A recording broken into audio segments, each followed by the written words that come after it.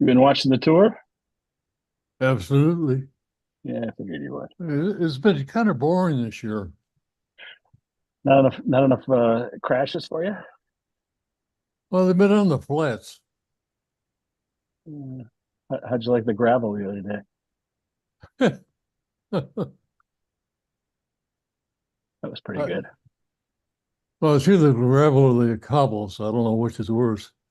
I Uh, think the cobbles were harder on them. yeah.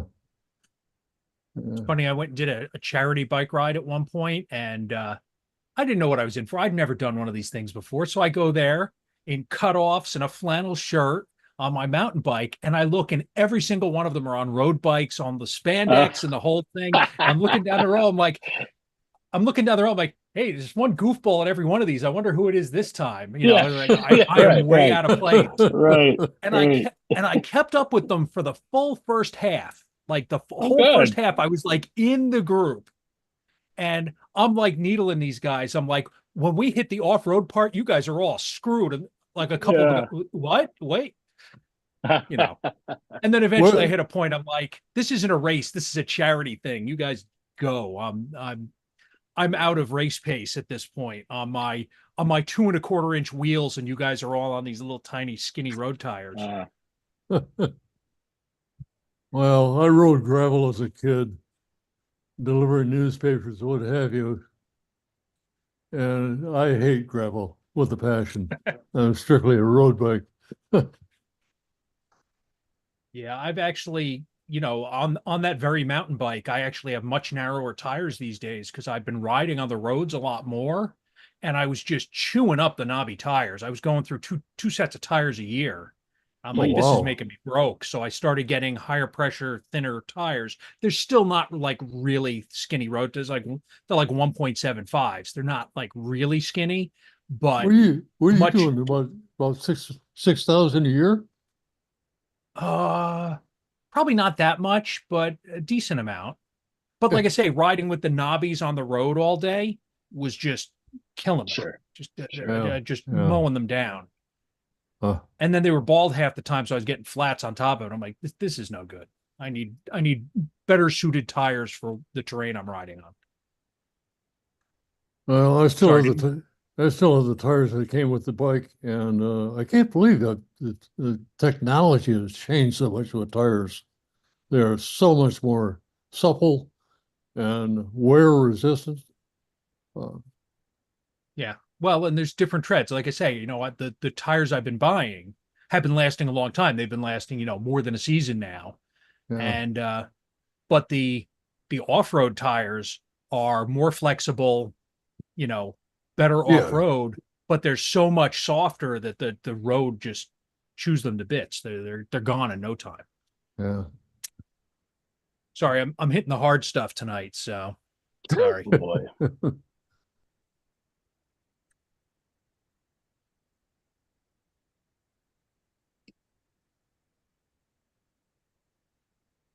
We're missing a few.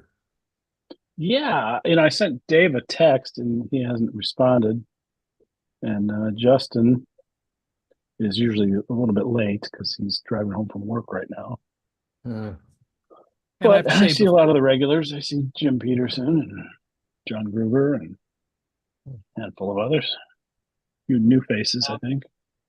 it made my heart really heavy to see what happened to Craig. I knew Craig Yeah. from Penguicon, and I had been to a bunch of meetings and a bunch of stuff. Boy, that's my Yeah. condolences to the group. Thanks. He It's was a pretty nice sad. guy and a good remote friend, even though I'd met him in person at the cons. I still mostly Uh-huh. saw him online. I poked through my old Identica stuff not long ago, and I was following Craig back in 2008 on Identica.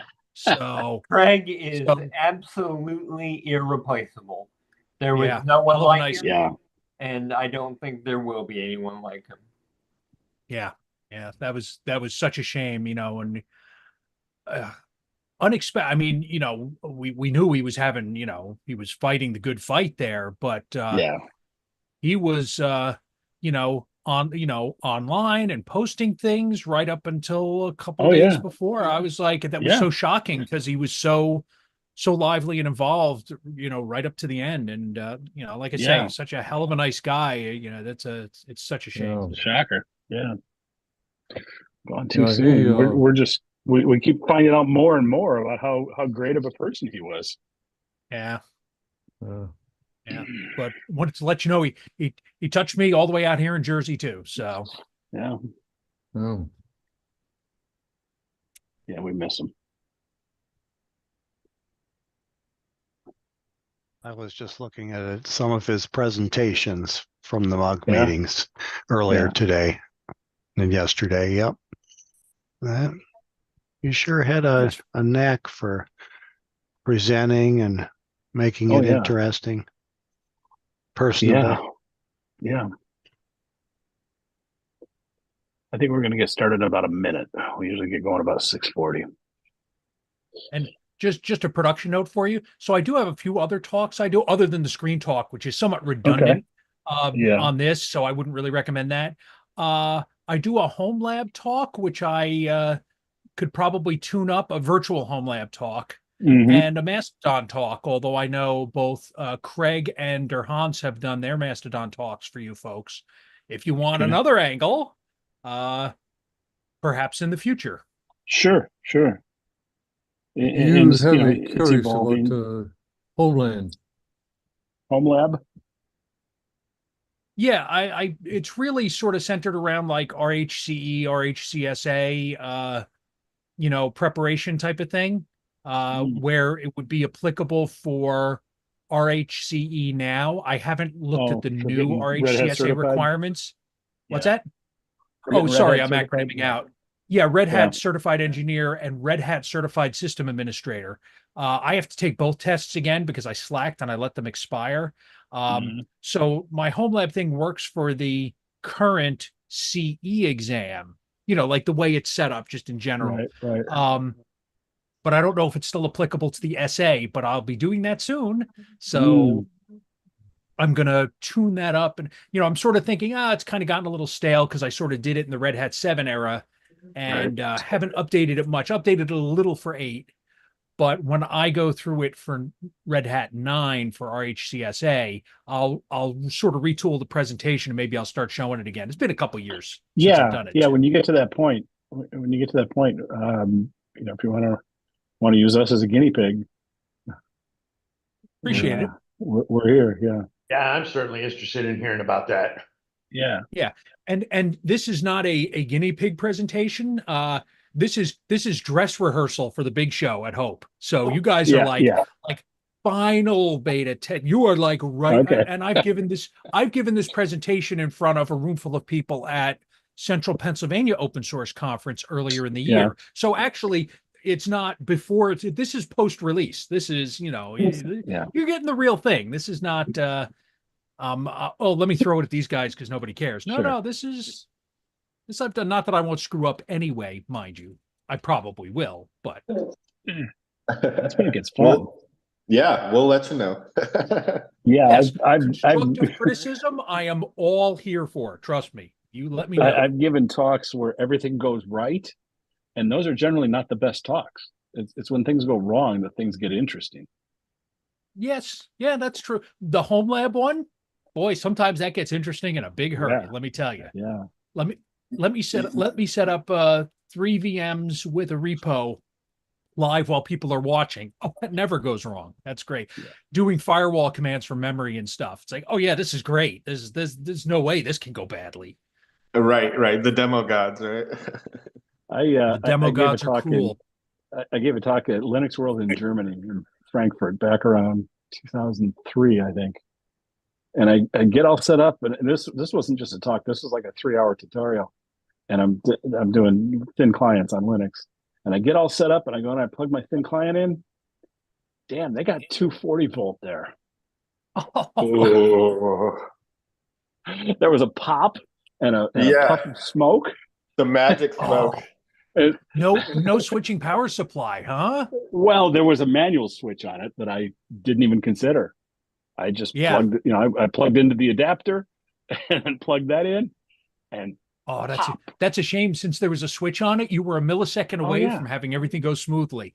Oh yeah, Yeah, I had to. It was my only thin client. I had to act quick. I ended up using VMware and running a virtual thin client. That it got me through, but it wasn't. It, it was nerve wracking. Oh Yeah, yeah. I make it a point to try to do my demos so that I don't require internet. Because, think of it this way. Let me Yeah. depend on the Wi-Fi at a hacker conference. That's a Oh great yeah. move. No, Yeah. let me Right. try to avoid that. Like this presentation, obviously the Zoom link notwithstanding, I don't need network on this. Like the computer I'm going to bring isn't even going to have a network adapter in it. So I'll be like, hey guys, try to hack me. See what you can do. Yeah. It's not, I'm not Yeah. attached to any network. Um, Yeah, well, but yeah, but my Mastodon talk, I need to have networking for that one. There's no avoiding it. true. Yeah, I was doing a half day tutorial and I brought two laptops, thank goodness. But I show up and I even go to connect to the Wi-Fi and the network guys must have done something to it. So I mean, it works fine from my phone, it works fine from other Yeah. things, but of course not from my FreeBSD laptop, right? The Wi-Fi just wouldn't connect right. And I was like, you gotta be kidding me, dude. But I had my other laptop and I had an Android with a hotspot thing, and I had other Sure. ways of getting access, but it Sure. it made it a little weird because I only had one hotspot, but I had two laptops and I was gonna do something with both of them. So I was like, well, I guess I'm just gonna do it all on the one. All right, we should get started. Sure. It's 6:45. So welcome to the July mug meeting. We're glad to see you, and this should be a good, exciting meeting. Tonight we've got Murph talking about TMUX. We'll get to him in a few minutes. Until then, we've got a little bit of mug business to take care of. First of all, if you got you should mute your microphone unless you need to talk, so that if any background noise happens, dogs barking, kids yelling, that kind of thing, I'm perfectly fine with it. But a lot of people might be annoyed, so please mute your microphone. Let me introduce the board members. There's a few of us here. Wolf is here. He's one of our board members. Dick Williams. Wolf, your camera's off, but we can hear you say hi, so that's good. Dick Williams, he's the guy waving right now. There he is. We got Joe Ryan. He's our newest board member. He got everyone. elected in April. Then there's Dave Satwitz, who is not here this evening yet. Sometimes he pops in. Oh, wait a minute. I am here. Wait. Whoa. Wait. I am here. Oh, Dave. yeah, I got to Dave's take the physical There he block. is. Here I am. All right. Hey, nice to see you. We'll I get got to you again in a minute. And then Justin usually is driving home at this time, so he pops in a little bit after the meeting gets started. Justin Triplett. And then I'm Jim McClellan. I'm trying to run this meeting the best we can. So let's see, and we got some board emeritus members. Sharon Kalani pops in a lot, and Jim Gliding. He's not here this evening. Let's see. So membership, Dave. Since you're there, since you're obviously your computer's working, you want to give us a little rundown on membership? Yeah. This is an open forum. We welcome all people unconditionally at all times without restriction. We do, however, have an opportunity for those who would like to become dues-paying members. And the organization has a few expenses, and that's what defrays those expenses. And so if you'd like, you may become a dues-paying member for a mere $50 a year. And you can do that with PayPal or some other ways. You can contact Dick Williams or go through our website. And what that gives you is, the opportunity to vote for the board of directors once a year. We just had our vote, but it'll be coming up again. And it gives you just the feeling of being one of the in crowd, one of those putting it on, and membership just has that kind of privilege with it. So if you'd like, and you feel so inclined, would like to welcome you to become a dues paying member. If not, please come to our meetings anyhow. We'd like everybody here. Yes, thank you. So, and like Dave said, you can go to the website, mug.org, and there's a place there to sign up as a member. At the very least, go there and sign up on our mailing list so that you'll get the announcements of our meetings. So the next thing we'd like to do is jobs. Jobs looking for people. Do we have anybody out there tonight that knows of any open job openings? I don't see Gib. He's usually here to tell us about things. Although since he's retired, he's not so much in tune to the job openings at American Airlines or Ford where he used to work. Nobody? I always point out to go to careers.msu.edu because I don't keep up with all the jobs they have open, but we did have some recently in our group, and sometimes they come up every Wednesday. Okay, great. Wednesday, the new jobs are released, so check it every Wednesday, and you'll never know what comes up.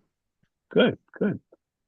Okay, and the other side of that is people looking for jobs. Do we have anybody here tonight who is looking to find new employment? Anybody? I don't see any hands going up. So everybody's gainfully employed and happy at their current job, and that's good. Okay. We're going to thank our sponsors. We do have a few sponsors that help us put this on. We have Averis, they're a corporate sponsor. Penguicon.org is a sponsor of us. They have given us money and help us to run this thing. Altair Hosting, or Altair Computer. Jeff Maricini from there has been very generous in his support for us. A2 Hosting, they provide us with our lovely website. So we thank them. And then we have some press sponsors, No Starch Press, Manning Press, and Tilted Windmill Press. They provide us occasionally with books and giveaways. I need to. Craig used to always do that, and we're going to need to reestablish our connections with those companies so we can start giving things away again. Stay connected with us. If you go to our website, you'll see there's various ways to stay connected. There's of course our mailing list. We've got an announced mailing list and a discuss mailing list. The announced mailing list, you get 1 or 2 messages a month just telling you about upcoming meetings. Discuss, it's pretty quiet. We don't have a lot of discussion going on there. But if you do have a question that you'd like to put out there, please mail it to the discuss list, and somebody will see it and hopefully respond. We're also on. We've got a Mastodon account now. Who here remembers what that account is? I don't have it in front of me. Anybody? I'll let you look that up. We also have a I keep LinkedIn seeing it, account. and I think it's at Mug. Well, it's at Mug at something. Oh yeah, I don't know which one. Sorry. Okay, it's out there. Doesn't matter though if you want to follow us. All you need. Okay. Is All you need is what? all you need is the first part, the at Mug. Okay. When you search for it, you'll find it, and no matter what server you're on or what server we're on, totally they can be the same or different. You can still follow us. It'll hook us up. Okay. We as I was saying, we've also got a LinkedIn account. We've got a Facebook account, so we try to get our announcements out as many places as we can. And of course, you can visit our website at mug.org. There you can see upcoming meetings, past videos, notes from the meetings, all that kind of stuff. And we also now have a GitHub account. Wolf, what's the name of the GitHub account for people? Is it mug.org? I believe it. Yeah. So, and that's like you can find. A couple months ago, we did a meeting on programming languages, and we did the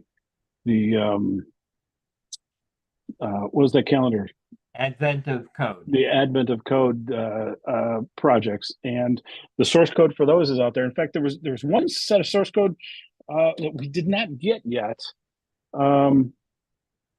Somebody did it in Bash. I think we're still missing that. We got all the others. We got Rust and Perl and Python And I think John Gruber did some stuff with Bash using SED. We've got all that out there. Dave did Swift. Justin did he did Rust and he did JavaScript. So those are all out there in our GitHub account. But I don't know if that person is here tonight that did the Bash. Anyway, if any of you know who that is, have them get a hold of me, or send an email to board@mug.org, and we'd love to get the source code for that as well. Jim, I have really a question. Yeah. I have a question about the mug.org store on Zazzle. Yeah, Is that still current? still out there. Those are available? It's still out there. Yeah. Okay, good. You want to buy a sweatshirt or a polo or something? Well, or I see there's a coffee t-shirt, mug? a t-shirt and a T-shirt, mug. yeah. I'm interested Yeah. in the mug. Yeah. In fact, it's on our website. There's a tab at the top for store. Mhm. Go there and you can get yourself a shirt, and we get a little kickback from that, so that's kind of nice. All right, thank you. Yeah. Let's see, any miscellany? Once again, mute your microphone if you can. I hope in your store that you have mugs so that one can get a mug. Oh yeah. In fact, Mr. Williams, do you still have a box of mugs, or did we finally get rid of that? You're muted, so we can't hear you. Yes, I do have the original mugs. I got You have the 5. original.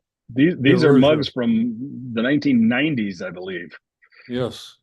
The original mean- mugs. These Yeah. should be worth something. They're for sale for $90 a piece. $90 a piece. I was Put just them going to up say, on, put them on this Etsy or audience something, would right? be the sole determinant of how collectible and valuable they are, I think. That's right. Oh, is that the original there, Dave? You're muted. Here. Is that Dave, the you're original? muted. Yeah, Dave's muted. Looks like a beer stein. Yeah. Did you get that? That's Hang not on, the I'll be right original back. from he's get Dave. Dick's gonna go get the original. You got that off of Zazzle, didn't you? Dave, you're muted, so we can't hear you. Yeah, there's the shirt. We still can't hear you. There we go. There you This go. is the t-shirt. I have no idea where I got this mug from, but it's been here for a long time. Yeah. Hmm. Yeah, I think Dick went to get the box of mugs so he can show us the original. Pretty sure that's Okay. Dazzle, because you can pick a Stein out of the design. Yeah, Hmm. but it's still pretty nice. So I could hold 16 ounces of beer, no problem. So are these mugs made on demand? The Zazzle stuff is all on demand. Okay. Yeah. But back in the 90s, long before Zazzle existed, we had some mugs made. From time to time, we've had shirts made up too. Hmm. But I think all the shirts went pretty fast. The mugs, Oh. though, can't hardly give those away. Show us, Dick. I think let you me need get to wired get back here. customized mugs with your faces on them. That way you could have your mugs on mugs. On a mug. Yeah. Yeah. Get your mug on a mug. Yeah. All right, you connected up, Dick? There you go. That's the original mug. Okay. Yeah. What's in the fine print? Michigan Bang /user/group. Yeah. Hmm. How many of those do you have? I've got, I think 5 or 6. Okay.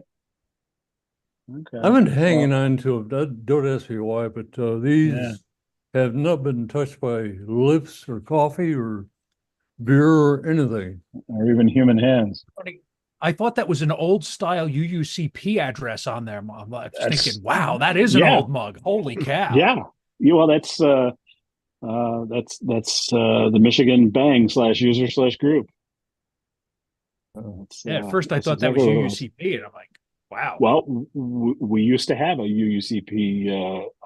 Oh, that's awesome. Address. Yeah, back in the 80s and early 90s.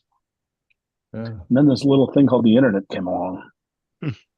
It's on the new mug too. Oh, is it? Michigan Bang /user/group. Yep. All right. Well, good. Well, it's 2 minutes to 7. I think Murph, are you ready to take over? Oh, future Sure. presentations. We actually have the presentation for August all set up. Joe Ryan, our newest board member, is going to be talking about upgrading. Joe, I'll let you talk for just a second if you want. You got a mouthful? No, but I don't have my notes in front of me. Oh, give me a second and I'll pull my note right. So I'm going to talk about an OS upgrade in the high performance computing center. The long and winding road to Ubuntu. I'll discuss our transition from CentOS 7 over to Ubuntu, what our constraints were, how we got there, what decisions we made along the way, and why we wound up where we were, and how it went moving users to it. So it should be relatively interesting, open discussion, questions, answers. That should be real good. Real good. And I'll have, in a rare move, I'll actually have it up on the website at the end of this meeting tonight. So please come back for that next month. But first, stay here tonight for this month, because Murph is going to give us an awesome talk on tmugs. So with that, Murph, are you ready to go? Sure, I'm ready to go. Let me share my screen here. Okay. And let me preface this. This is meant to be interactive. So if people have questions, please let me know. I don't think I can watch the chat while I'm doing this. I certainly couldn't do it effectively, even if it's technically possible. So if someone gives me a yell, if you have a question, please give me questions. I may say, hey, I'm going to answer this on the next slide, but give me a shot. If you have questions, let me know. So let me get started. Let me move this window a little bit first. So look, we're going to do a brief introduction to tmux, and it's going to be brief. tmux is what's called a terminal multiplexer. It allows a user to have multiple windows and be able to do a lot of stuff with those windows and subsets of windows in a single SSH or console session. It's super useful in limited access situations where you can't, a lot of the times these days you're on a modern machine, you can open up a whole bunch of terminal windows and do things in them. But sometimes you don't have that luxury. Maybe you only have one SSH session. Maybe you're on a console session. We're going to show that this is a useful way to maximize your use of a single session. And it also allows us to continue a session if it gets cut off. And I'm going to get into that in more detail later. So first of all, who am I? I'm Murph. I'm a Linux systems administrator here in New Jersey. I am a longtime desktop Linux user, a longtime EFF supporter. I've sat in on some mug meetings in the past, and I've been to Penguicon a few times and presented there. So I'm not. I've been around, the mug periphery a little bit over time. If anybody wants to follow these slides, they're at the URL here, murphnj.neocities.org. So you can download those. So if you have questions about exact keystrokes and stuff, all of that stuff's available. And when we get to the end, it's all also in Markdown. The slides are actually in Markdown, so it's super easy to read, even if you don't use the program I'm using to present them. If you have questions for me, you can hit me up at murph@weirdness.com for email, or you can hit me on the Fediverse with Mastodon at murph@hackers.town. When you're signing up for the mug at hackaderm.io, you can also follow me if you like. So let's get into how to install it. So I gave a little blurb about what it is, but we'll dig into how to use it a little more in a minute or two. Let's talk about how to install first. And almost in every version of Linux I poked around with, it's in the repository, so it's super easy. Red Hat or similar distros, you either do yum install tmux or DNF install tmux, whatever you're accustomed to. I haven't actually done it on Silverblue or the immutable distros. I don't know if it's set up as a Flatpak or if you have to RPM-OS tree it. That's an exercise I'll leave to the readers here. In Debian and Ubuntu, You do apt install tmux, it's in the repos, Arch and Archalikes, Pacman-S, tmux. All these same commands, if you're running WSL on Windows, if you're of that ilk, you can usually use whichever distro your WSL session is based on, and it'll install and it's there. I tried it on Ubuntu on a WSL machine and it worked. On the Mac, it's either in Homebrew or Mac ports. If you like either of those two things, those are the only ways I know of to get them in there. Either brew install tmux or port install tmux, depending upon, which of those you prefer, or if I can't recommend one or the other if you're not using either of them. Sorry. I haven't used a Mac a lot in quite a while. So let's get started with tmux. So to start tmux, you simply type tmux at a command prompt. And once you do that, it's going to be a command prompt just like you had before. But at the bottom of the window, you're going to see we're going to have a status line with the current command, host name, time and date, some other useful stuff. So once you're inside of tmux, the command key to make tmux do things is Control B. That's your command key. And then whatever you do after that, that sort of brings tmux to the attention of, hey, I'm going to give you a command. And then the next thing you do will be the command that you do. And then you follow it with the command. So I'm going to show you that right now when I go to the correct screen. So what we're going to do is start with a clean slate. We'll do SSH into a server. Okay. So now I'm in a Red Hat server here. And what I'm going to do is I'm going to do tmux. And it's going to start tmux. Now you can see down at the bottom here, we only have one tmux window. So you can see it's a bash shell. You can see there's our host name. There's the time and date. And this gives us the status of what we're doing within tmux. Now, the nice thing is usually if you're SSH'd into a machine and you're probably doing something more significant than top, but what do you expect to happen if you lose your connection? What normally happens to an SSH session when you do that? Anyone? Well, you just lose your session. You lose everything typically. Programs die. Yes, everything just goes away, sadly. Make sure you're not running an upgrade or an update, right? Yeah. Right, exactly. Unless you're using tmux. So this is the killer feature that brought me into Screen and then subsequently tmux after that. If you live within a tmux session, if something were to happen to your session abruptly, like your laptop going to sleep, somebody flips the light switch on the router in the coffee house, or if there's a genuine network problem, tmux continues running on the host system, even if you lose your connection. So let's go back. I seem to want to go the wrong way in that every single time. So you can see I'm in a terminal window here. What happens if, oh, thank you for snapping that. I did not ask for it.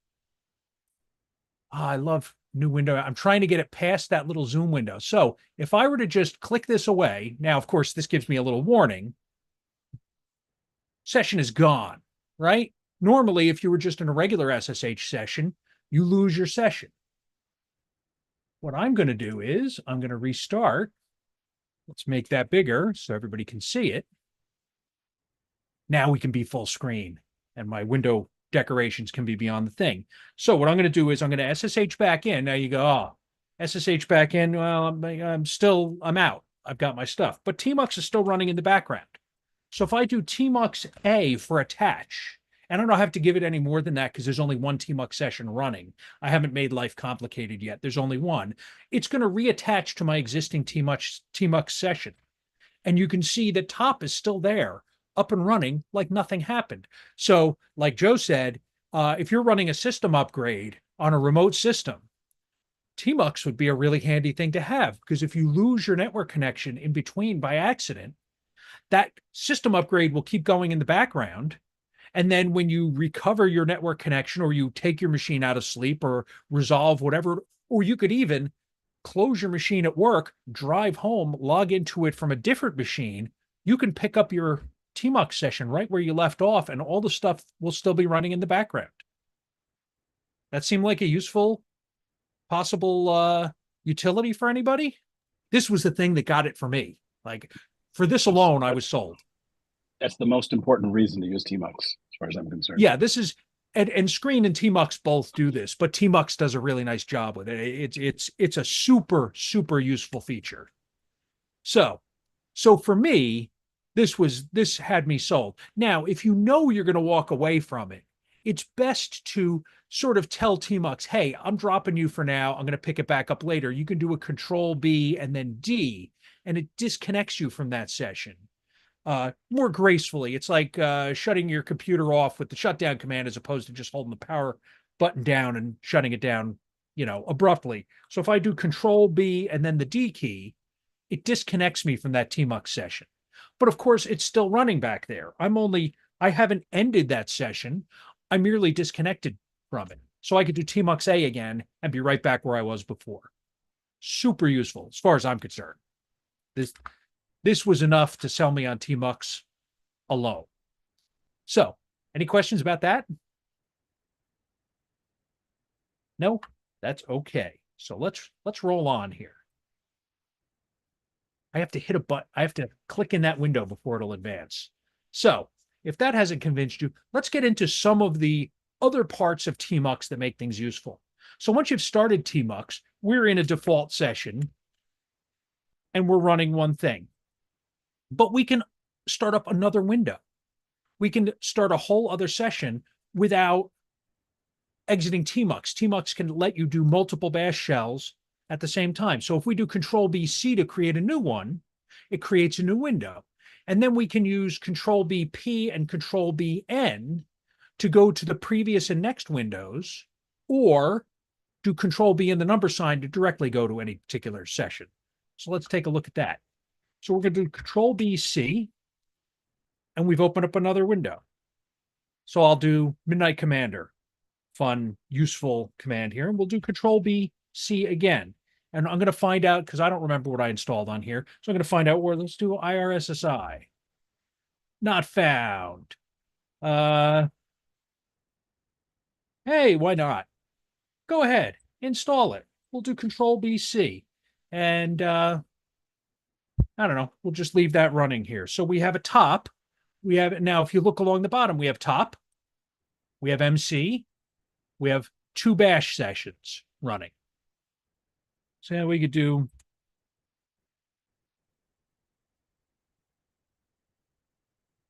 that.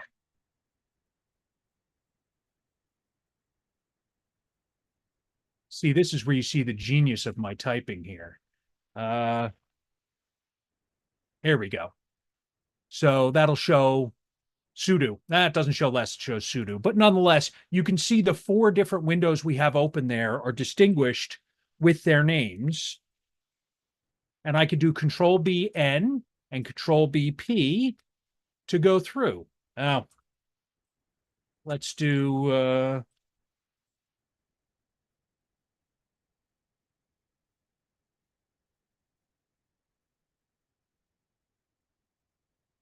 so we've got a couple of things going here. And I could do, so you could see there are numbers on each of these. So if I want to go back to top, I could do Control B 0, and it goes directly to the window that's running top. I could do Control B 1, go directly to Midnight Commander. Questions, comments? Criticisms of my bad typing? Do you know what the dash next to top on your status line indicates? I know the asterisk indicates the current active Tmux session, but what is the dash? Is it just whatever was previously done? Because it has seemed to move around. I think it means there's pending output, isn't it? I was just going to say, no one has ever asked me that before, and I hadn't noticed. I would suspect it's probably indicating that there is activity on that screen, because of course, if we go there, top is continually updating that screen. So I would see now MC has it, and MC is Yeah, not. but MC might be showing the current time or something. Go back to MC. Is that? But I mean, No, even though there's nothing changed, it is like an interactive you know, It might sense- be just redrawing the same screen over and over again. Yeah, okay. I mean, just Yeah, no, one I'm just comment. curious if you knew, because I've seen that and I don't know what it does. I mean, Yeah. I forget to type sudo all the time, so I'm always sudo exclamation to like Okay. run Notice it the moved to the previous command. It moved. Yeah, Maybe it that's the moved to the previous window. bash command, which was the last thing I was in. Yeah. Yeah. I'm going to make an educated guess, and it is merely a guess, good. that as if you did CD dash and it would bring you to the last directory you were in, perhaps that was the last Yeah. The previous window. Yeah. Tmux window we were in. Again, I'm doing this strictly on observation. So Sure. we're in sure. MC, and if I do Control B3, yeah, MC keeps the dash and sudo. Yeah. And it wouldn't surprise me if there was a command Yep. to let me go back to that previous, go back to the previous window. But I don't know what Yep. that key is, because there That's are what lots I of was keys. And no thinking. one's asked me that one before. You could do Control B question mark. Maybe it's listed under there. Yeah, let me frighten everybody with Control B question mark a little bit later, though. Notice I okay. mentioned it, but I did not do it. There's Okay. a reason. All There's right. a reason. So excellent observation. And now I'm going to look up the answer later, but I'm going to suspect it was the last window you were at. I'm Just gonna by remember it for observation. when you pull up Control B question mark. Yes, we'll look and see if it's indicated. I'll talk about the myriad of options with Tmux later, though. Okay. So we did all of these. We went into uncharted territory. Excellent question, though, and I'm going to try to find that for when somebody else asks me. I'll have the answer next time. Indeed, hyphen marks the last window previously selected. So I was And star, yeah, asterisk denotes the current window. Are you pound poking around sign, in window Tmux? Yeah, pound sign is window activity is monitored and activity has been detected. Which one is that? Exclamation, pound sign. Okay. Exclamation, window bells are monitored and a bell has occurred in the window. Neat. Tilde, the window has been silent for the monitor silence interval. And capital M, the window contains the marked pane. Okay. And Z, the Windows active pane is zoomed. Interesting. I'm not going to recall all those off the top of my head, but I'm No, but the interested hyphen enough just to go means it look was them up. your previous window. Yeah, That's- no, that's interesting though, and thank you. You've taught me Yeah. something here as well, which is how this usually Yeah. works. So, besides doing multiple windows that we can switch between and find out all the fascinating things that each of them can indicate down in the status bar, you can also split each window into different panes, both horizontally and vertically. And this is one of the things people like to remap because, unfortunately, the mnemonics for the horizontal and vertical split are not the most intuitive, but c'est la vie. These are the stock ones. I'll get into remapping things later, actually, in theory anyway. And then there are a zillion commands in how to resize and select between windows, but I'll go through just a few of them with you. Control B O goes to the other window. If you have two, that's really intuitive which one it's going to go to next. If you have 3 or 4, not always so clear. You can also do Control B and the arrow key, so you can either go left, right, up, or down. You can also get rid of a pane with Control B X to get rid of that particular pane.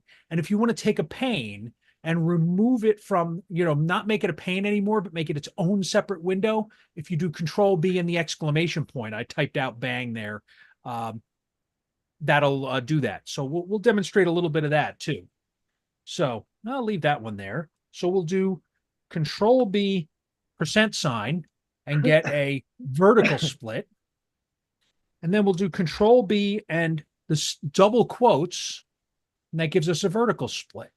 So let's go between these. So this one was on our control system. We'll get into that. And I'm going to do Control B up arrow, and it goes to the one above it. And you'll notice that I did it incorrectly. First of all, I was going to say the one that's active is highlighted in green. Control B up arrow. Oh, because I'm doing shift. Control B up arrow. Now you can see this window is now highlighted in green. So now we're in 3 different systems. The one on the left is control. The one on the bottom right is Ansible 1. The one on the top right is Ansible 2. And you know what? Let's even do it again. Let's get crazy here. Control B % again. And let's do. Okay. And let's split off. Let's take Ansible 2. We'll do Control B bang. And you see that's now broken off into its own window. So 3 was the one we were just in, which has SSH sessions. Now we're in 4, which is Ansible 2 on its own SSH session. And we can go back, we'll do Control BP for previous, and we'll go back to our split pane. I don't want to quit any of these yet, but you could do it. Question? Okay, not yet.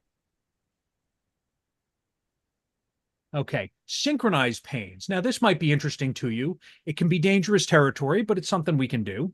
So we can do Control B : which puts us into, what is that mode called? It's like programmable mode. It's command mode. Sorry, it's command mode. And we'll do set synchronized panes, and then you'll see what happens. So we'll do Control B : which puts us in command mode, and we'll do set synchronized panes. Now, you don't see anything different, but now if we do ls, it happens in all of them.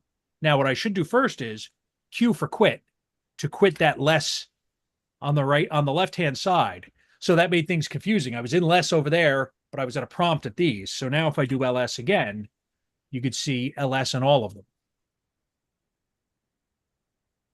There's a little more action there. So we could do things like,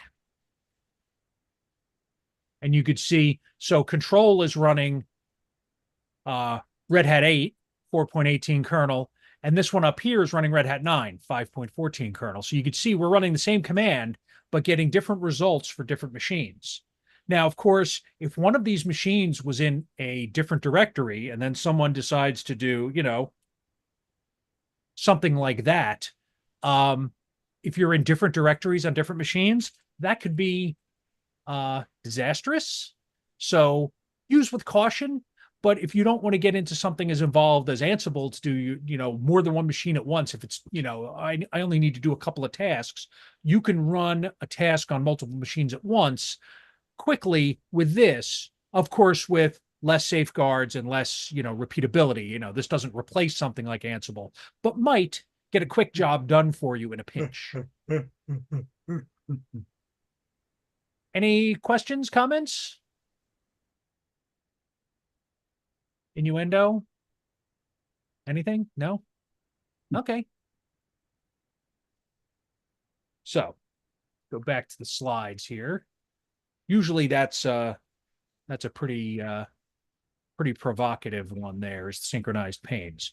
So copy and paste are useful. Let me get rid of the synchronized panes on our other screen here, because that's a bit of a pain. Oh, and there is command history in there. So if I do Control B : again, hit the up arrow, and if I do set synchronized panes again, that all goes away. So let's go back to the slides. Let's talk about copy and paste. Now, of course, most of the time we're living in a graphical world where we have a graphical editor and we can just, you know, mouse and cut and paste. But there are situations, which some of you may find yourselves in at times, where things are not that convenient. If you're, say, on an actual hardware machine and X isn't working and you're at a TTY, you generally don't have cut and paste with the mouse. If you're on something like a VMware console, you may not have the mouse. I've done some stuff in Azure where you're at a serial console and there's some small cut and paste, but it's a real pain in the neck, so it's not always easy to use. Tmux can help with some of these things. So there is a copy mode in Tmux. You start it with Control B, left square bracket. Select, you know, use the cursor keys to go through your buffer. Select text with Control space, and then end your selection with Control W. Then you can go to another window, and that will sort of get you out of it. Then when you go to another window, if you do Control B, right square bracket, it then pastes the text. text. So there have been times where I'm trying to rescue a system and I need to get a UUID in FSTAB. That's, not a great thing to be jotting down on a piece of paper to retype into another window when you have no cut and paste ability and no mouse in there. It can be useful. So let's take a look at how to do that. And I'll try to remember how to do all the commands. So let's go. Whoa. Go directly to the right one here. So I want to do Control B. I hit the wrong key there. So let's do.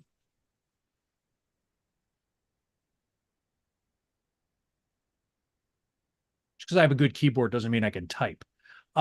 So let's just grab this UUID here, just for kicks.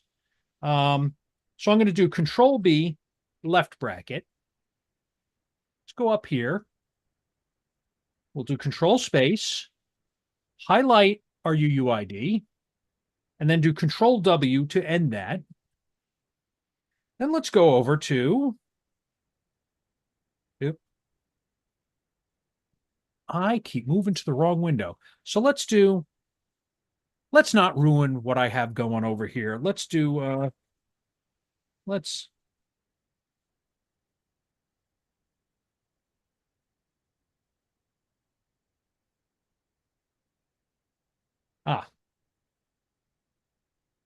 elevate first and try that again.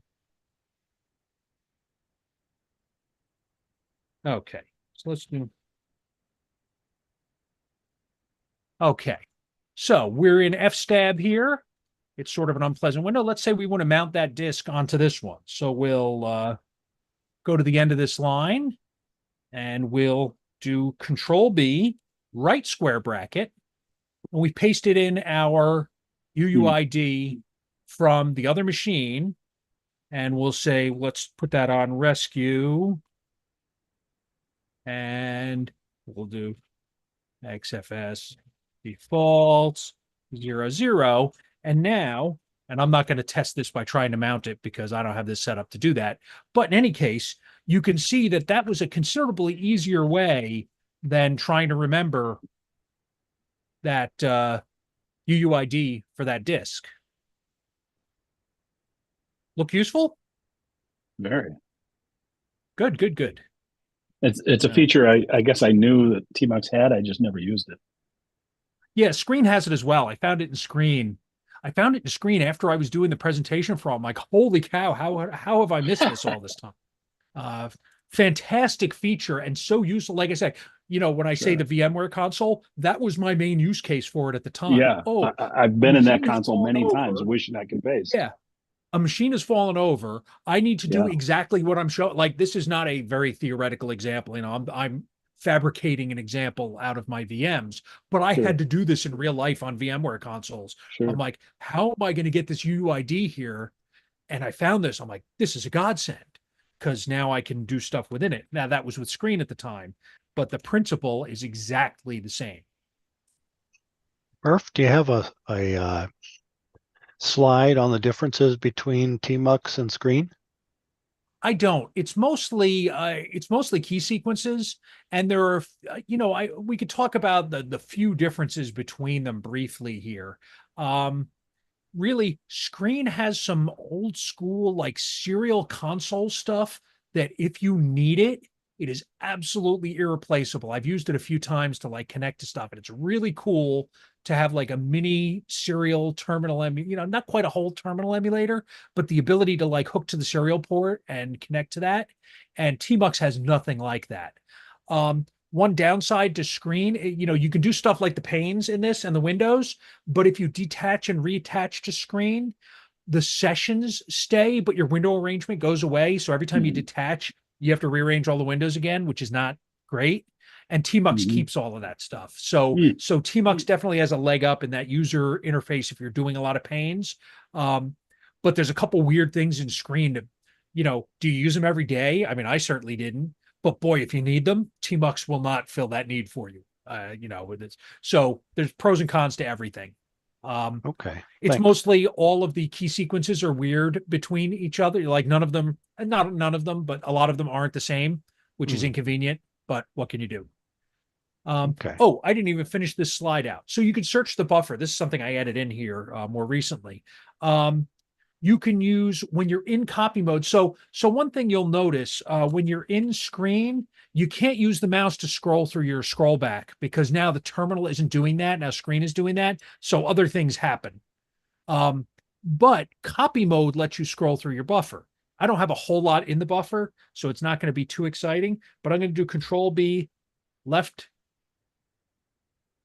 I went to the wrong window. Let's do Control B, left bracket.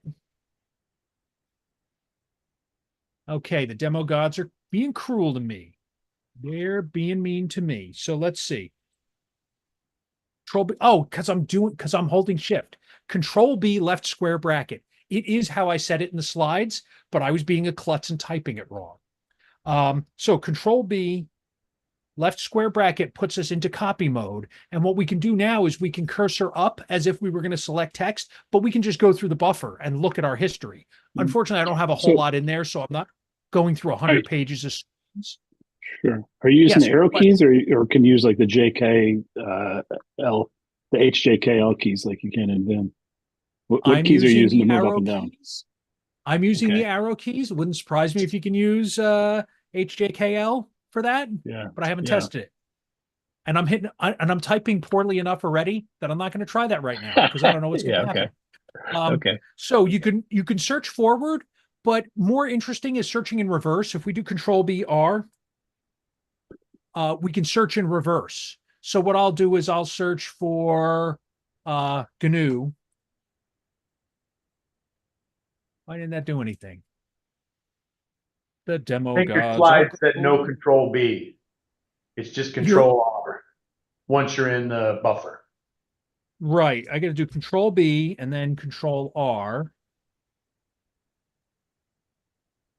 No, Control Nope. B, left bracket to get into the buffer, then Control R Yes. lets you search within it. Yeah, I'm in the buffer. So let's do Control R. Ah, there we go. Yep. You caught me in another typo. So we'll search for GNU and it'll show every instance of GNU going back through. And so searching in reverse is usually the more useful way because you generally start when you're in the copy buffer, you start at the bottom most of the time. So R searches backwards, S searches forwards. And I can do, I believe, GNU.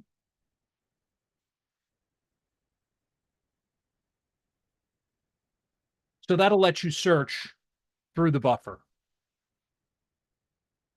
Let's go back to the slides and see if I missed anything here. Yep, Control B bracket. Then you could search Control S forward and Control R in reverse. Sorry, I got flustered and hit the wrong keys there.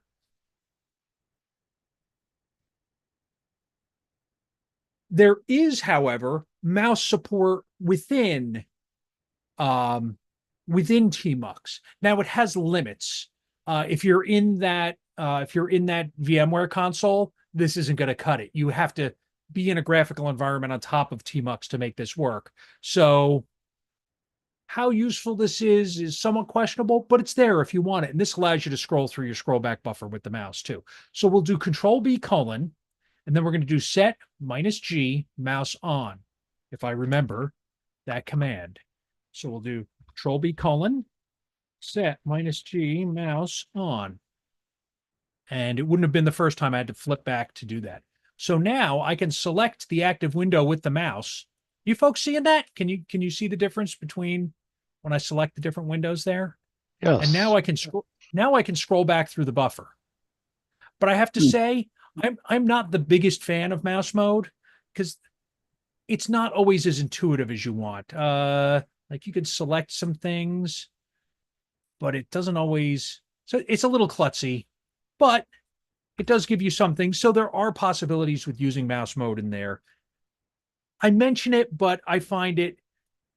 I find that tmux works so much better as a pure text tool as opposed to with mouse. So I'm gonna turn that off. So I'm typing badly enough without mouse mode. So you can select text. You can bring up some of the menus. It's a little funny though, but if you like it, it's certainly worth pursuing if you want to use the mouse within tmux within your terminal session. Now, someone asked about configuration earlier. I found as I was doing research for this, now I have, I've been using Screen and Tmux for a while, but of course, I research around and look for tips. A lot of the guides for Tmux, they say, hey, here's Tmux, here's how you remap all the keys. That's the first thing they tell you is they don't tell you what it does. They don't tell you how it does it. Say, here's how you remap the keys, which I thought was sort of odd. Because I tend to just like to use things with the defaults, unless they're really, really horrendously bad. I tend to stick with them, and I've stuck with them for this so that everybody has at least seen the base of how it works, and the notes are based on how it works out of the box. But there is such a robust set of configuration options. You can configure every key, every bit of text. You can configure the bottom row. You can configure where the splits for the horizontal and vertical splits, you can change where all of those things go.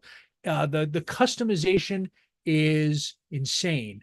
And the command mode gives you even more than that.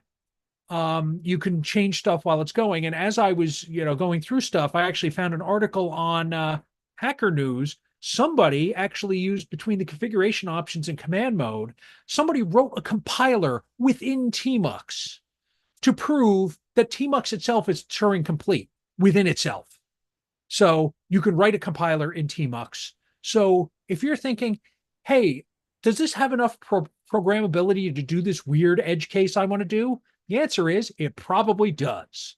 You can do almost anything you want with it if you are diligent enough to go through the config files in the command mode. So you can take a look at this story. Again, I'll show you where to download the slides at the end. Kind of wacky how powerful the scripting language and the command mode within Tmux is. So, conclusion, super powerful tool to make any command line connection. Again, SSH or any kind of console connection. Super flexible, super configurable, almost like a bare bones window manager. The ability to leave and reattach a running session, for my money, is like, if it did nothing else, it would be a worthwhile utility for me. But then it does so much more.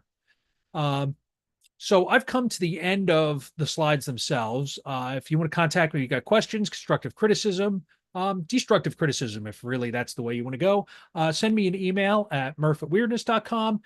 Hit me up on the Fediverse, hackers.town/Murph.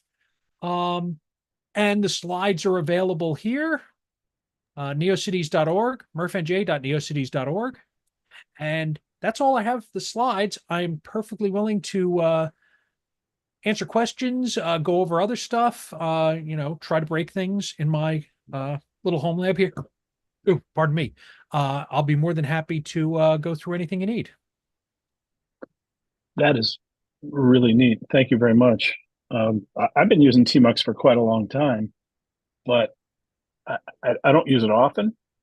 Primarily, I use it for that ability to disconnect a session and reattach later, because I'll run things that might take 3 or 4 hours to run, and I don't want it to die if my session gets interrupted. And Tmux is perfect for that. Okay, you and me both. That was one of the origins for. Actually, it got installed on all of our systems because we needed a way to lock terminals. Like if you log in root to a terminal and you leave something running, we needed a way to lock it. That was one of the origins of why Screen ended up on all our systems. And I used to do a Screen presentation on the regular, and I would do again if someone wanted it. But people said, "Oh, why do you use Screen? Tmux is so much better." And that was one of the standard questions that somebody would inevitably hit me with my Screen presentation. And I'm not getting a commission on Tmux installs. If Screen works for you and you like it, by all means, keep using it. It's a wonderful tool. If it suits you better, use Screen. If you like Tmux better, you think it's more modern and you like the features in it, use Tmux. Tmux is a great tool for that. There are a few up and coming things. But in my environment, I'm not going to say, hey, there's this neat new feature in this thing I found on GitHub. Can I install it on all our production servers? That's a battle I don't want to go through. Tmux and Screen, Screen previously and now Tmux are a fantastic tool that do those things. That's why I use them. I had one question. Sure. So yeah, is it possible to like copy something from the Tmux console to say my text editor or something that is outside the console? I'm going to say, well, first of all, if you run a graphical console, you should Mhm. be able to just drag it out of there. Like you wouldn't need to use that feature of Tmux. If I wanted to, go from here to another text editor on my host machine, Yeah. I would just right click it and do copy and then copy it in there. You probably can use some like X commands. I don't know if those will work in Wayland. There's probably a way to do it, but I don't know what that would be, and I don't know what that would get you over. If you're in a graphical environment, you're trying to pull it into your text editor outside of this, I don't know what that would buy you. Could be done I though. guess, yeah, I guess you could just copy paste using the mouse then. Yeah. Yeah. I mean, and I'm not trying to derail your question, but I think that would probably be your simpler route. Yeah. If you needed like formatting or something, there might be a way to do it, but I don't know. I don't know how I would go about doing that. So I don't have an easy answer for you. I apologize for that. That's all right. It's an interesting question, though. Yeah.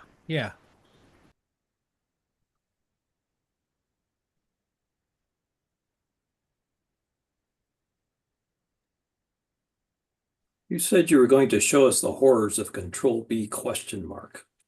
Thank you for reminding me. I didn't get back to that. Control B ?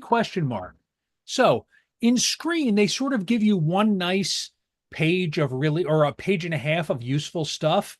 Tmux gives you like everything in the world. There's all kinds of, they start you off with bind keys for different, there's a lot of stuff in here, and it's not organized in a way that makes it super useful. So like, here's where you get into the good stuff. So here are your keys for next layout, command prompt, split window, horizontal.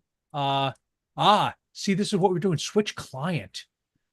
That's weird. So there's a whole other thing. You can run multiple Tmuxes at the same time, separate teams. So we have windows and panes, but you can also run separate sessions on top of this. And this runs as sort of like a server within your thing. Tmux, like I've shown you a brief introduction. The rabbit hole goes way deeper than this into areas that I don't even use on the regular ever and are on the periphery of understanding, to be honest. So you can do things like switch client, where it brings you to different levels. Like, so you can have groups of windows within a thing and you could switch between the two. It gets really deep. So here are your things. Delete buffer. So I guess if you do Control B dash, it might delete what's in your copy buffer. Like I said, I haven't gone into everything. There is so much stuff in here with so little explanation. Like I say, with screen, I used to direct people, do, Control A ? Immediately. It'll show you lots of stuff. With this, they give you a lot of stuff here without a lot of explanation. If you want to know what things do, I would look to the man or the info pages first. Seem like a better bet than just straight up hitting. If you know what you want. Ask, what OS is that on? Because Tmux on Ubuntu just gives you about 60 lines. Really? This is on a Red Hat client. Hey, I can find that out too. Let's open another tab here. Let's do I only asked that because I just pulled it up and did it on mine, and I'm like, oh, wait a minute, that's what I remember. Okay, well, this is on Ubuntu, so and this is the same stuff I had on Red Hat. Well, look at that. That's nice. I wonder why that's mine nice is giving me a very limited help screen, because this is nice. It's a nice the 60 most important things you'd want to do. Yeah. This gives you this gives you the 200 most important things you want to do. Oh, and here's a thing with a couple lines of Perl in here. Hey, thanks a lot. That's nice and understandable. That is understandable. Yeah, it might be the version of Ubuntu and the version of Tmux that I'm getting. It might well be. What are you running this on? I don't even remember this what I'm might running. be 24. This is probably 22. Let's do. Yeah, I am on 2404. And your help screen is only showing you 60 lines of stuff? Yep, 60 lines. Gives you only the really important things. Yeah, I'm I'm on seeing- 2004 LTS. I don't know I'm on why tw- they would say, "Hey, let's make the help page, let's make the man page incomprehensible for the help menu incomprehensible." But yeah, Yeah. there it is.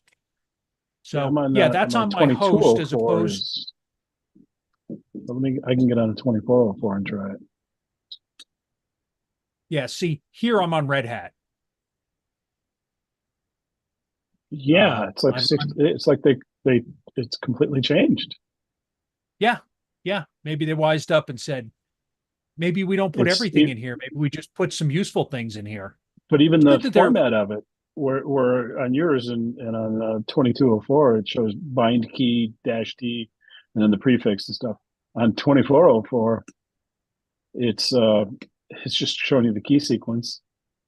Yeah, I certainly haven't played with the configuration of any of these. Like I say, I leave it bone stock so that you get the what you might see in real life. Sure. So they give you a nicely formatted information bar down here, but apparently the Yeah. help files are not as helpful as they could be. What version Yeah. of Tmux are you guys running? What I'm seeing on 2404 is version 3.2a. On 2204, it's 3.0a. So 3.0 versus 3.2. I just checked on just Fedora. the way that they compiled it in the package repository, probably maybe they flipped an Maybe. option. Maybe. How'd you get Even your in version on it? Fedora, At the command line, tmux-V. Oh, capital V. Okay. Yeah. So what do you have? Yeah, Like so you're- 3.0A here? Yeah, 3.0a is what I see on 2204, and it gives you the full help, lines and lines and lines of help stuff.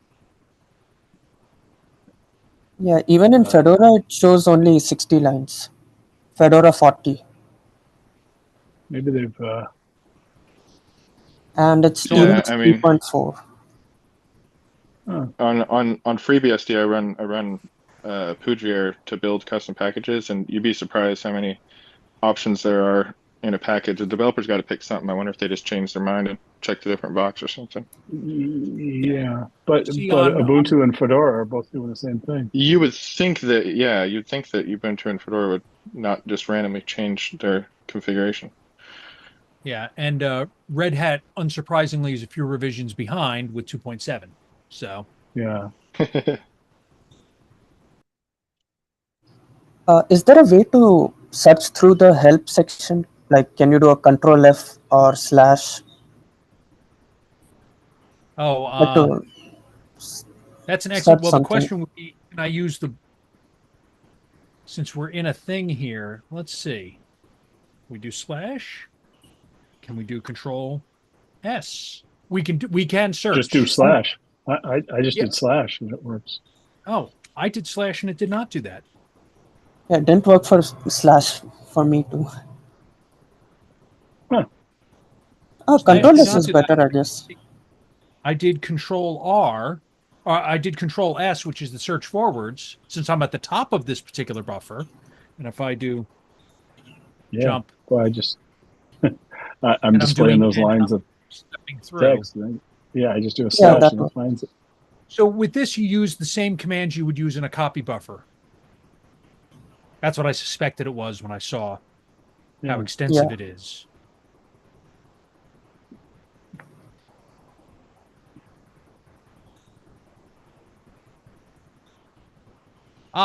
See, now this is something interesting I saw in the help file. We do Control B space. It changes the layouts of your windows if you have more than one, or of your panes if you have more than one pane in your window. So we have all horizontal, teeny tiny, mushed on the side, and that's a more usable one.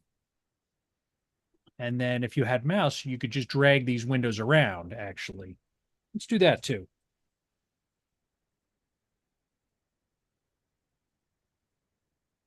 What was that? That was set. -G mouse on. Oh, I remembered that command without looking back. I'm stunned. So there we go. See, we can change our, We could change our window divisions with the mouse. That's one of the few things I found the mouse really useful for on this, but I still don't use it that often. So, okay. One thing I'll bring up is in the meeting archive, we did have TMUX with Wolf. And if you're interested in some of the other more rabbit hole-y things that you were talking about, check out that one. It's really, they did as much things as they could think of. And Yeah, they pulled off went super deep into the configurations because yeah, they did pair programming. They did how do you set up like okay. a workspace that auto launches and starts running your, error, like separate windows that run different commands whenever you're developing. It's kind of like build your own IDE, but Right. a redeployable one.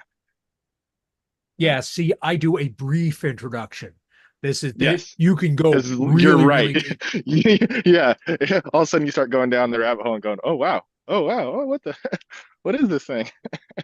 I always The shoot operating for the, system. I want to introduce new users to it and maybe show someone that uses it every day a couple useful things, but that's sort of the line I'm trying to tread. I don't want to go 100 miles deep. Yep. Because first of all, I don't do most of that stuff. And second of all, then you lose, I think, a lot of people. I Yeah. don't want to go too scare people. Well, usually. Yeah. I tried a new approach for a presentation where I said, I'll tell you what this is and all the other stuff later. Let me show you what it does. I think I lost a bunch of people right off the bat because I was like, I just want to show you real quick what all the cool stuff you can do with this tool, but this is a good format to try out presentations. Gotcha. I was going to any other mention. questions? Yeah, Any I was constructive criticism? Anything you feel you need a little more of, a little less of? I'm in TMUX right now trying to do the copy thing that you did. And Okay. I think I'm just getting the wrong keys here. So I've got a screen. I hit I've got Control A mapped instead of Control B. So I do Control A. I can sympathize because as I was doing the demo, I was hitting the wrong keys. Yeah. Okay. So I did Control A left square bracket. That got me into copy mode. Yep. And Yes. I can indeed use the J, K, H, and L keys to move up and down. But now, how do I start copying? How do I start Control selecting? space. Control space. Yep. Should my text be highlighted as I move now? Yes. Yeah. It's not. Yeah, it's not. Jim, are you Okay. using Screen or TMUX? No, this is TMUX. Okay, because you Could said you have remapped? Could you have accidentally remapped something over control space so that it doesn't do that? If you were changing your key bindings, I can't. You'd be surprised what I'm capable of. Well, you started by saying you used Control A, and I think because I remapped Control A to do the same as Control B. Because years ago I used Screen, so I was used to that. So let's see. Select. I'm looking at my. I decided remapping my brain was a better solution than remapping the keys. Well, let me ask you a question about that. Is your TMUX key bindings local to a user? Because I run a system with 40 million users, however many users. Yeah. You can do a global config, and I believe you could. I believe you could do a global and a user config for that. Okay. So presumably the user config would override the global config. Otherwise, I've got a config setting that I'm setting option mode keys VI, so it uses VI style keybinds in copy mode. So maybe that's what's going on. Okay, so since I don't know what those are, I wish you all the luck in the world with that. Yeah, I'm gonna. I cannot help you any further. Yeah, I'm gonna not do that. I think I stole this config file from somebody else. I would suspect those VI key bindings would be equivalent to VI's visual mode. If you know how to use that, I would like. Maybe yeah, try and I that. use it now. So I just tried that, and it didn't really do anything. Then you got me. And I don't use visual mode enough to know what the keys are, so I wouldn't even. If you said yes, that's it. What are they? Yeah, I still don't know. All right, I'm going to play with it this out because I disabled that option, and it's still behaving the same way. But Ubuntu has an application called Biobu, which it Biobu, says yeah. here, yeah, which is a wrapper around Tmux, which gives some better defaults and a nice looking status prompt. Yeah, I'm not using that. But yeah, Yeah, Yeah, just thought I'd neither just do I wanted to use it mention on the regular. yeah, I do this presentation for simplicity, so I don't want to introduce, because Yeah, Biobo sure. you could load on other stuff. Like I've seen it on Fedora. I think it's installable. But I don't want to go down that road of heavy customization on an introductory Sure, thing. sure. Yep. But yes, you can introduce Biobo in there, and it does give you more capabilities.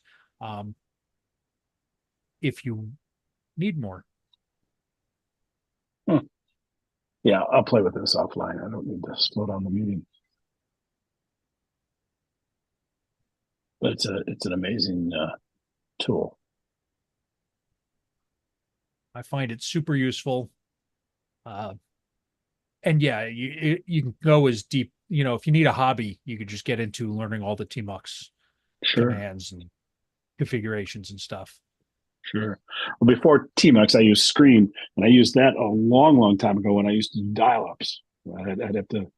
I'd use like CU or Minicom to log into a remote machine over a modem, and then run Screen, and get my multiple sessions, and of course over a modem, you never knew when you were going to get disconnected. It could happen anytime easily, and it was invaluable. Thinking back to the old days in school in the 90s, I remember using dial-up, to do a slip connection to the school's connection to into the Sun workstations. Sure. And I'll bet Screen was there, and I didn't know about it, and I bet I lost work because it stopped working in the middle of. Yeah, I used knew Screen. I was using it back in the SCO Unix days, and it might have used it on Xenix. Yeah, well, it's one of the GNU tools, so Yeah, it's been around since forever. Very Tmux is valuable. newer, but by no means new. Sure. I did this for one group, and he's like, "Oh, I use this thing on GitHub that's better than Tmux," and I'm like, and I'm sort of thinking, yeah, talk to me in 10, 15 years, maybe we'll talk about that. right. This is ubiquitous here. It works. Yeah. Does it do everything? Yeah, of course not. No, except for Emacs, nothing does everything. Right. But this is a tool you can use that you can probably find. It's like, arguing some fancy new editor over a VI or an Emacs. It's like, what am I going to find on a random machine that I need to do something with? Probably not, NeoVim or Atom or whatever. You can pretty well find Tmux on anything. Yeah, Tmux or Screen, you'll find just about it. Yeah, if it's not already installed, it's easy to get. Yeah, my transition between Tmux from Screen to Tmux was Red Hat supported Screen in Red Hat 7 and earlier, and with Red Hat 8, they stopped supporting Screen and they have Tmux in the default distribution. Wow. So hey, guess what? I'm using Tmux. Just like I don't change the configuration. I wasn't going to dig my heels in and say, no, we like Screen. We're using Screen. I'm going to not use what's in the Red Hat repos, and I'm going to pull Screen over to the new. No, I'm just going to use Tmux. That's it. And it's fine. Again, they're both excellent tools. They do what they need to do, and there's no reason to lose a lot of sleep over one or the other for my use case. Some the people, ability to open up that serial port is one key use for a Screen. Yeah, if that's what you need, then you need Screen.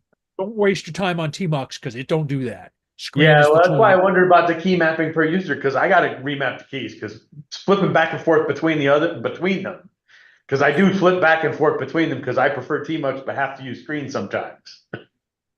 Yeah. And I that just live in a state of brain confusion. hurts some days. Yeah, I get it.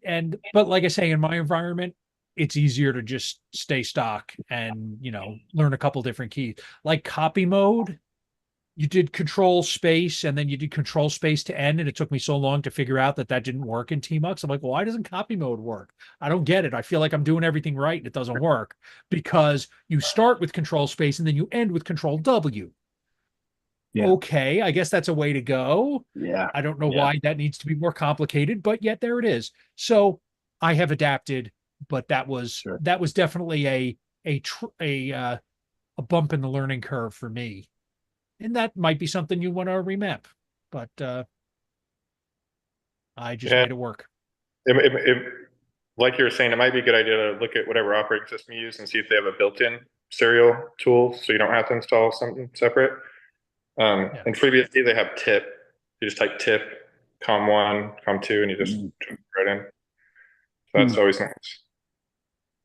But like you were saying, it's good to know what the defaults are, because I know I've seen it where I've been in a situation where if you customize your shell too much, right, and then you get on a machine that you're not used to, Oh yeah, nothing's there.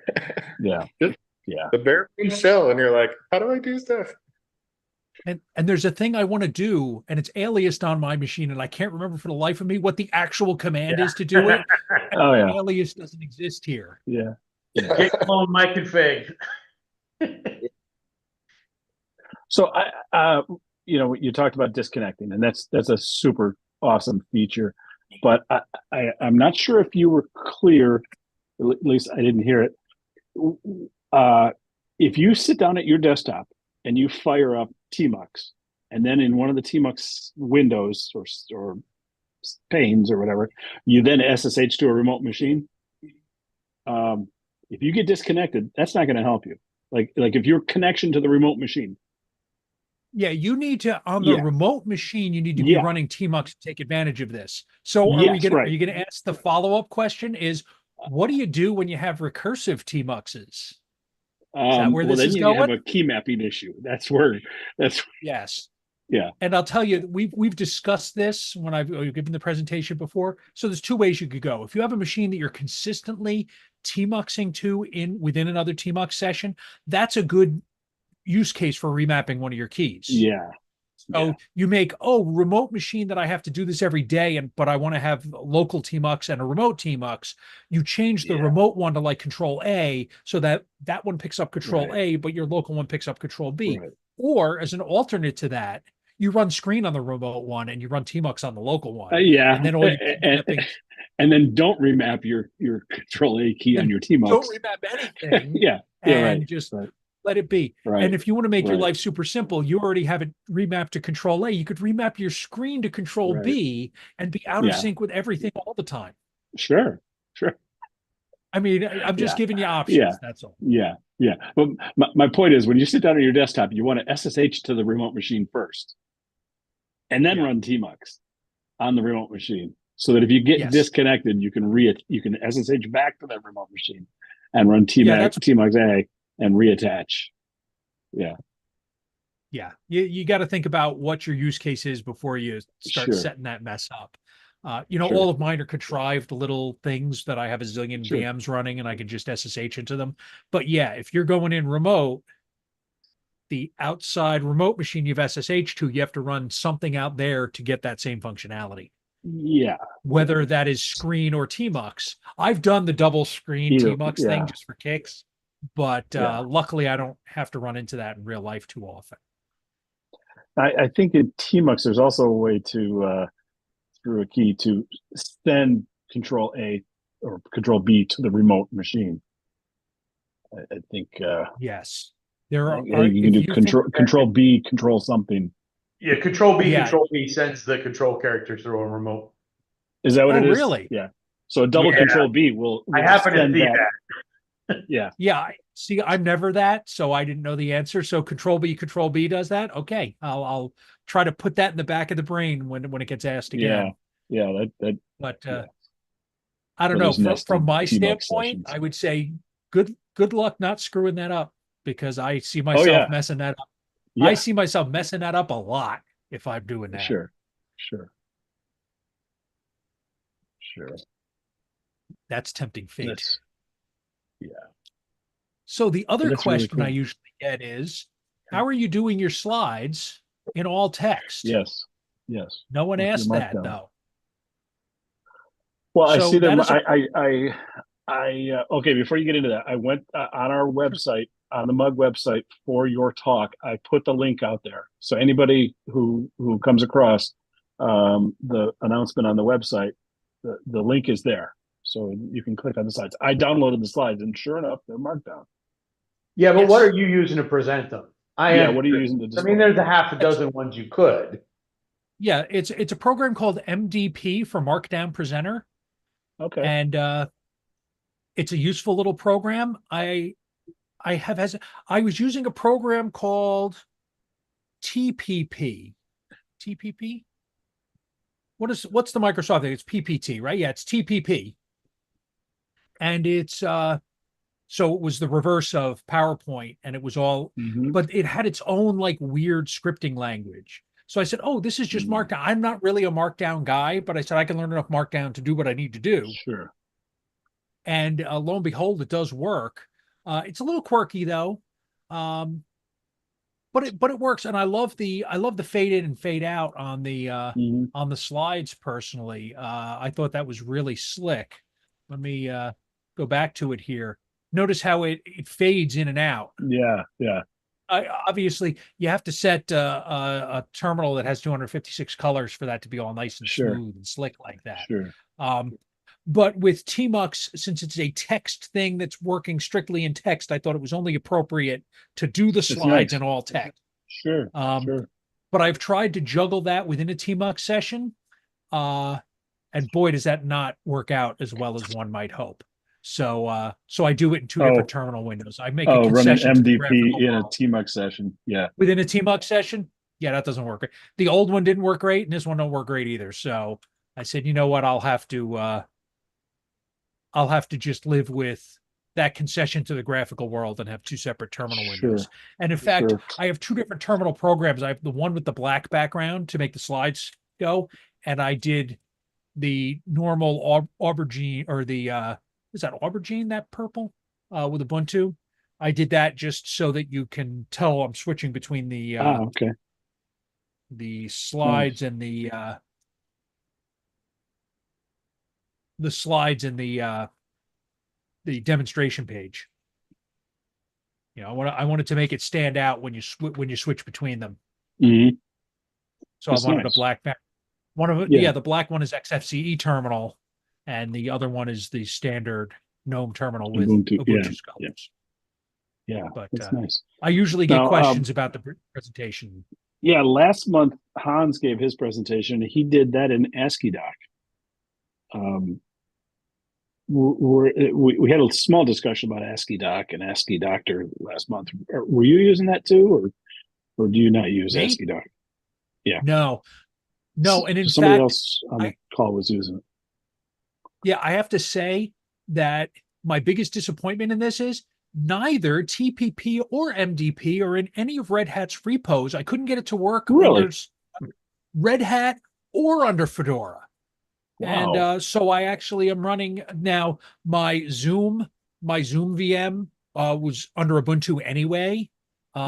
So that was convenient for this, but I actually have Debian on my laptop that I do some of the live presentations on. And I went with Debian instead of Fedora, which is my usual, simply because then I can install this easily without having to goof around with VMs or compile from source or something stupid like that. Yeah, I see it is available in Ubuntu MDP. Now I started using just in the past few weeks, I started using AsciiDoc for some documentation, and I'm generating PDFs from it, and I am really, really amazed with it for a Markdown type language. It is incredible. It produces beautiful documents. I tried using just plain old Markdown using Pandoc, and it was torture trying to get it to come up with anything that looked decent. Yep. Yeah, this is just regular old Markdown, which, like I say, I'm not the biggest Markdown fan, but I can make it do what I need to in a pinch. Sure. Yeah, I use one called Look At Me because it's a Python program that does the same thing, but you can just install it anywhere you have Python. So that's why I like. Because I run into the same problem, there's a bunch of cool programs that may or may not be available on FreeBSD. So if you can just get it in Python, then it solves the problem. And Look At Me reads Markdown files? Yeah. Okay. It looks real similar to this too, and it provides ways for you to include pictures and. Oh, really? And it's pretty nice. How about word wrap? Which tools do word wrap? Yeah, if you'll notice, my slides don't do anything for word wrap. It Yeah. just breaks things right in the Yeah. middle. I couldn't find any way to change that. And since, of course, I'm doing this in text and I'm making it as large as I can for the audience, I can't count on the spacing being consistent. I just have to deal with it. Mhm. And sorry, folks, unfortunately, you just need to deal with it too. I can't I can't make this word break correctly without breaking the one above it. Yeah, Right. there's no justification for this, unfortunately. It'd be nice if seems there like were. It seems like a markdown viewer would just do that for you. Yeah, that's what I thought too, but Yeah, no. yeah. But hey, it's still a nice way to do a presentation. Thank you. I Without the appreciate that. overhead without the overhead of a graphical user interface. And I like Yeah, it. and it's funny on my presentation machine this coming weekend and what I've done in the past when I did it in Pennsylvania. I did this presentation pretty much as you see it on a Celeron with 4 gigs of RAM, including the VMs. So I only had 2 instead of 3 VMs on that production, or did I have? No, I had 3 instead of 4. But I made it work on a repurposed Chromebook running Fedora, and I made it all work. So I haven't heard it the was name not. Celeron in 15 years. Well, this was a circa 2012 Chromebook, which I reflashed, Wow. and I've been using it. And I actually just gave it away. I said, "Oh, I'll use this thing." I used it as a Chromebook. I bought it as a refurb, for like $149 in like 2013 or 2012. I used it for a couple years. Google stopped supporting it. I put it aside, and then I said, "You know what? I should reflash this." So I reflashed a Mr. Chromebox EFI thing on there. I can install and I said, "Oh, I'll use this for a few years. I'm sure at some point it's got to break or the battery will die Sure. or something." And I'll put it, and it just kept working. Now I could throw it down a flight of stairs if I really wanted to break it, but I said, Sure. I'm just going to use it. And I used it, and eventually I gave it away to a friend of mine just a couple months ago, and it's still going. I don't get it, what they made. And for that matter, it had a regular SATA SSD, but it was really small. So I replaced the SSD and I'm like, oh, it goes in there, everything formatted, recognizes it, nothing weird, no. But then the case wouldn't close. So my solution to that was to take the SSD, rip the casing off the SSD, and gaffers tape the SSD into where it went on the motherboard, and it ran like that forever. It's like, this is the goofiest. This machine, by all means, should really have died like 6 years ago, and it kept going. And now it's getting installed as a dashboard computer in somebody's car. And I'm like, that's cool. Do something with it, because I'm using it and it won't die, and I have other projects I want to do, and it's just crazy that was as durable as it was. It was an Acer Chromebook, and boy, if it didn't persist and against all, well, you everything. got your money's worth, that's for sure. Yeah, 4 gigs was a lot of RAM back then on a Chromebook. Yeah, that was the reason I picked that up as a refurb, was because it had 4 instead of 2 gigs, which was more common those days. Yeah. But I actually set up 3 VMs on it, and like Red Hat requires like 1.5 gigs to do the install. But then once you install, if you don't do the graphical interface, you just do command line, you cut it down to like 768. So I could have a couple of VMs running and everything worked on it. And I've done the same thing with this machine over here. This one has a little more juice in the CPU. It's a Phenom 2, like 3 gigahertz, but it also has 4 gigs of RAM. So I was playing the same games, getting the VMs to go on it. But I'm ready to go this weekend, and then this machine gets given away at the end of the talk. So if they ask me to do the talk twice, that'll be challenging. I actually have a backup machine. If something happens to this, I have my laptop. But yeah, the plan is to get a machine out of my collection by giving it away at a raffle at the end of the talk. Not this talk, Good because I don't idea. want to ship it. Yeah. Where's that talk at that you're doing? It's in Queens. So if you'd like to take a flight to New York and watch my talk, you could win a decade-old computer. Yeah. For free. Yeah. I offer that to you. You're awesome. The other challenging thing will be hauling the stupid thing out of my car all the way up onto this college campus to get it there. But Yeah, what can you do? cart with wheels.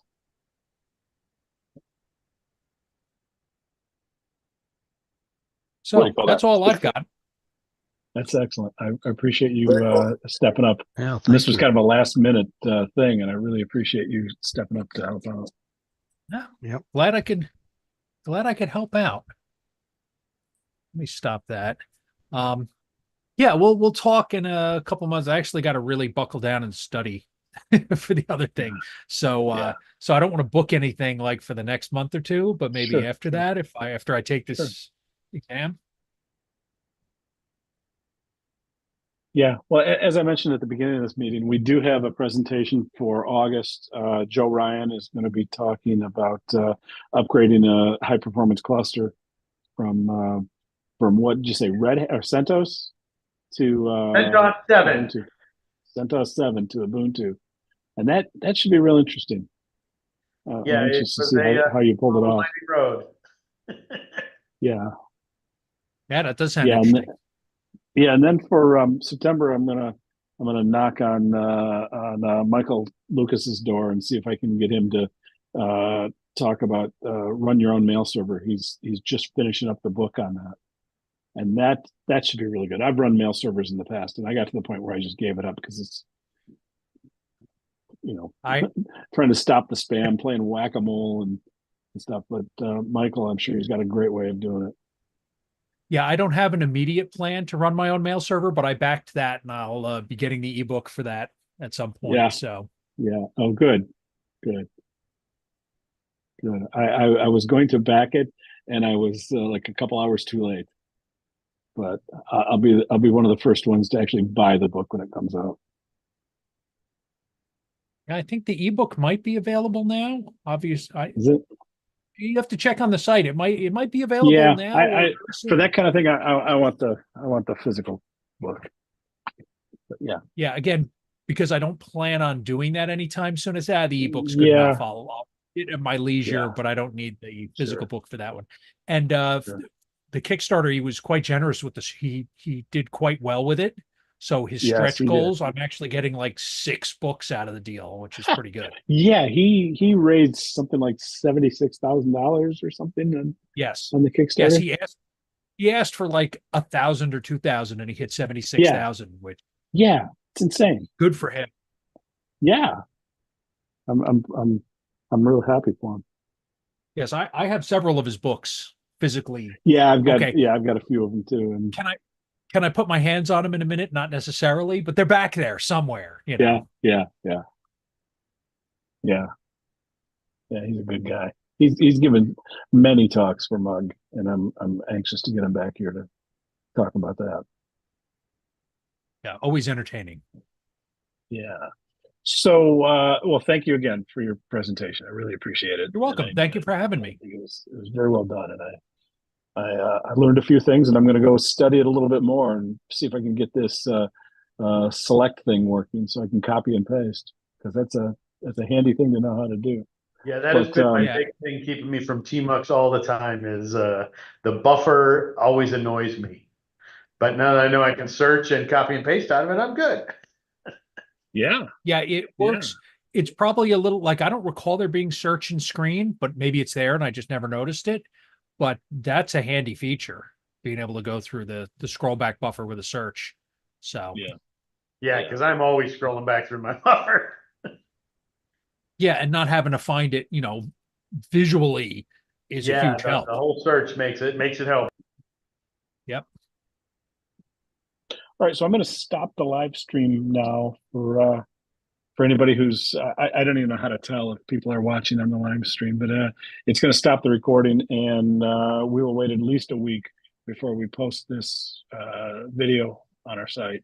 Appreciate it. On YouTube. I was presenting, so people may have passed out hours ago. So Sure.